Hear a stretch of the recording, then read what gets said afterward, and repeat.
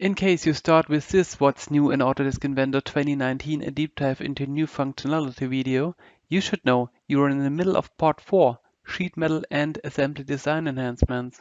We continue with the second video for the Assembly Design Enhancements from here. There is a previous video covers the Assembly Design Enhancements, part 1 of 2. Have a look on the playlist, please. The frame generator has made good progress with the Inventor 2019.1 update. Imagine, please, you are in the Insert dialog of the frame generator environment. Define your frame member profile, place it into your assembly, and you finish the dialog with OK. What happens if you re-enter the dialog box? Right, your previous selection was reset to default what was ANSI. This behavior was improved by the .1 update. The last used standard is retained now. Another nice thing, when you inserted frame members, there was no preview until you selected a frame member size value. A default size value is now enabled when you start the insert command. The next bullet point is a visual enhancement. The preview for insert, change, reuse, and change reuse has changed from wireframe to shaded preview. When you are in the change and change reuse commands in 2019 and before, it would have been helpful to have the skeleton sketch edges get displayed, especially when you have disabled the part visibility of your skeleton part. Even with the 2019.1 update, the skeleton sketch edges are visible now when you use the change and change reuse commands. So, another enhancement for the change command. Window selection is enabled now, and you can select multiple members at the same time using the multi-select option.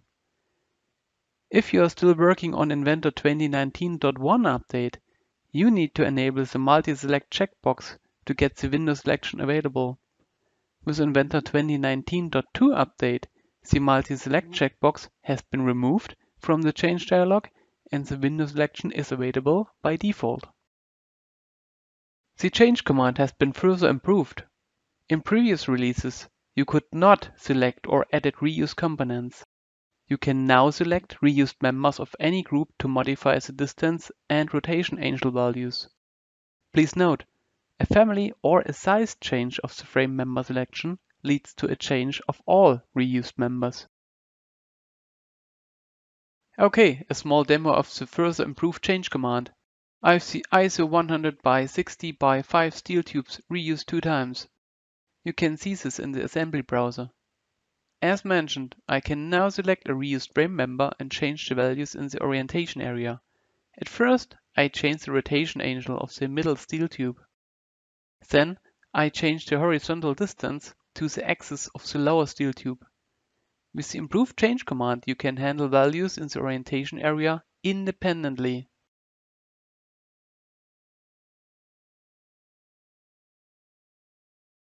Here's another nice visual enhancement for the miter, notch, trim to face, and lengthen shorten commands.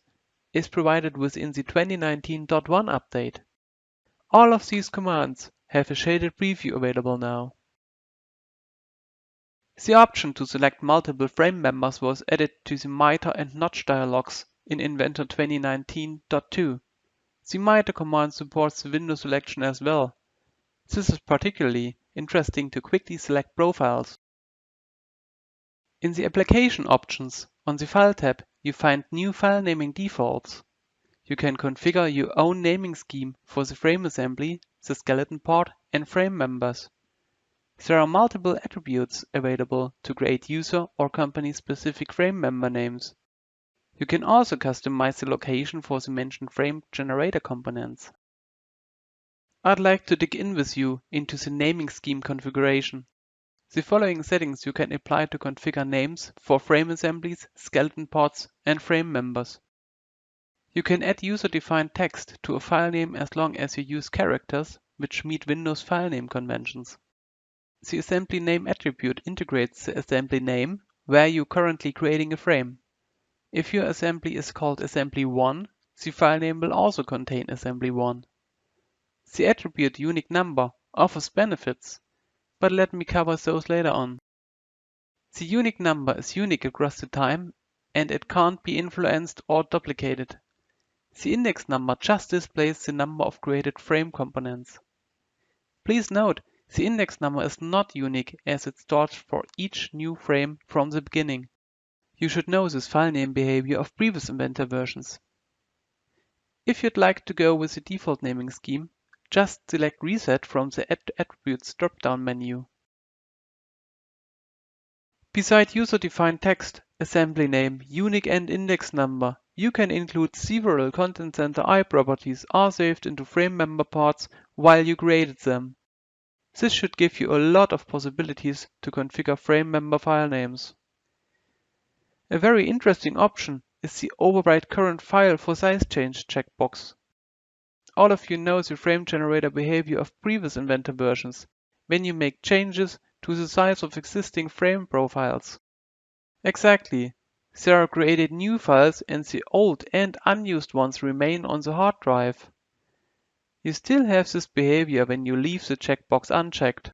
However, there will be a warning message appear that tells you the original saved frame member file will be retained. If the Override Current File for Size Change checkbox is enabled, the new profile size is applied to the existing frame member file. That actually provides less confusion about what file is used by frames and what not. However, you should use an appropriate frame member file naming as the new profile size is applied to existing files. You could have a naming scheme contains the stock number, what usually contains the profile dimensions like 60 by 30 by 3 mm. With enabled override, you would save a new file on the one hand, but on the other, you save the change into the 60 by 30 by 3 mm file.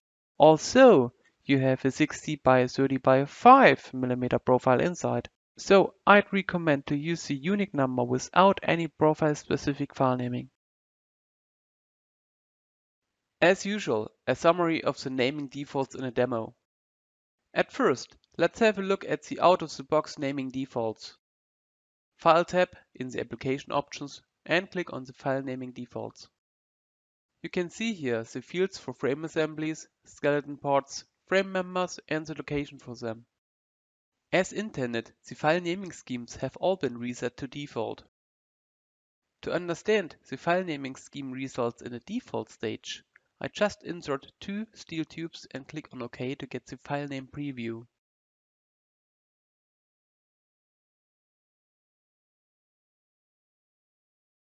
Frame file name and its location. Skeleton file name and its location. Alright, let's configure our own naming schemes now.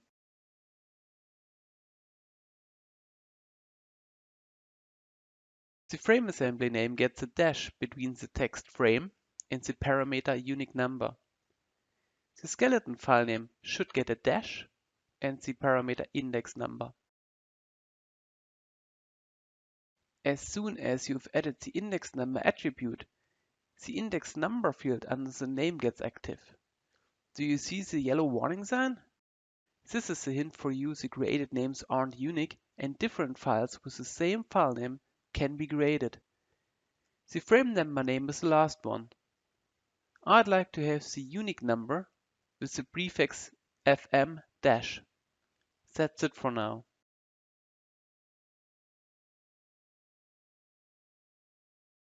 I'm inserting two steel tube profiles and have a look at the file names again. The results are as intended. Frame assembly file name with the dash and the unique number, skeleton file name with the index number. I accept the file names and get into the frame number naming dialog and check the member names. FM, dash and the unique number are to find on both files. Perfect! I confirm the names as well. In the next step, I'm going to focus on the Override Current File for Size Change checkbox. Currently, the checkbox is unchecked and new files for each frame member file should be created. So to say, the behavior in previous Inventor versions. Don't forget to save the current stage of your assembly as no frame generator component has been created on the hard drive so far. Going to the Open dialog and checking the number of files are available for the frame design. 2 frame members have been created.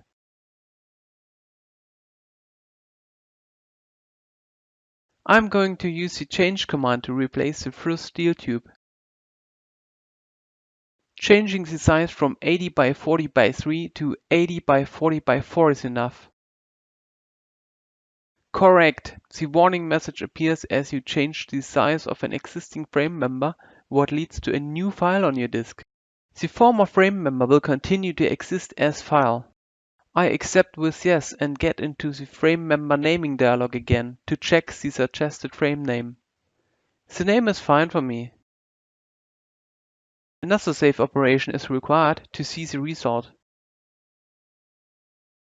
Going into the open dialog again shows 3 frame member files now. You are going to get new files for each changed frame member if you have an unchecked option Override Current File for size change. I guess you are interested in the behavior once you have enabled the Override Current File for size change checkbox. I quickly check the override option and I'm ready to go ahead. Before we do a change, let's check the file name for the first frame member. Right mouse click and Open directs us to the file. There, I call its iProperties and keep the file name in mind. I close the file again. Okay, same exercise to replace the frame member as before. Changing the size from 80 by 40 by 4 to 80 by 40 by 5 is also sufficient for this case. Yes, no warning message appears, as it isn't necessary. I save my change again and focus a bit closer on the save hints. Here you can already see that the file name from the iProperty file name check is affected. Going into the frame member part again. To be on the safe side, I double check the file itself again. You can see on the frame member display name the 5mm thickness already. The iProperties show the identical file name as well. So, as described, with the override option on, no new files are created when a frame member has changed the size. I hope you can leverage this new functionality.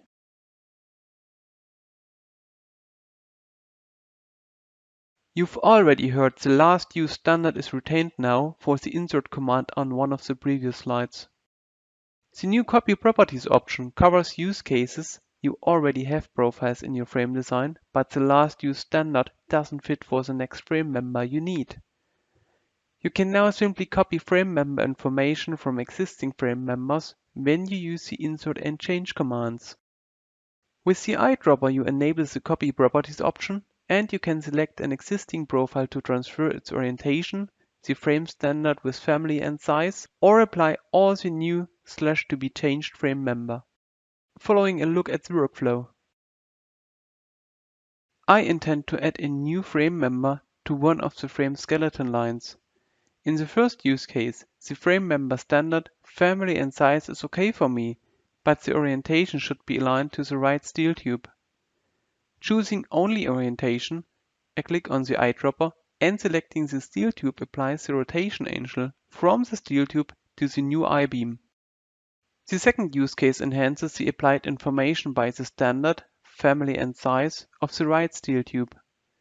Choosing only frame member, another click on the reference steel tube and the frame member selection is applied. Lastly, I revise my design intention and would like to apply all characteristics from the left steel tube, the large one. Choosing all and click on the left steel tube transfers the intended information to the new frame member.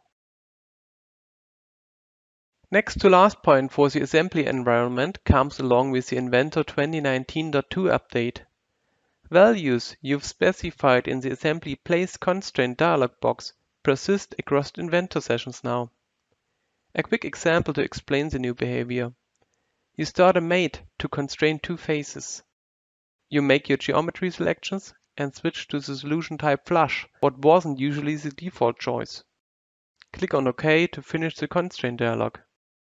You place a new component in the same assembly and start the constraint command again. The solution type is flush now instead of mate like in previous versions. Exit the current Inventor session Start a new one and continue to constrain components in the same assembly. You'll get the solution type flush again, as you've chosen in the Inventor session before. Please be aware the described behavior only applies to 2019.2 and 2019.3. Based on user feedback, we reverted the persistence back to the old behavior in 2019.4 update. As of 2019.4, when placing a mate constraint between two axes, Inventor now predicts the best match based on the selection. This means when you select two axial vectors in mate, Inventor will find the most logical solution types. These are either aligned or opposed. Previously, the undirected solution type has been taken as default and the user had additionally to select aligned or opposed.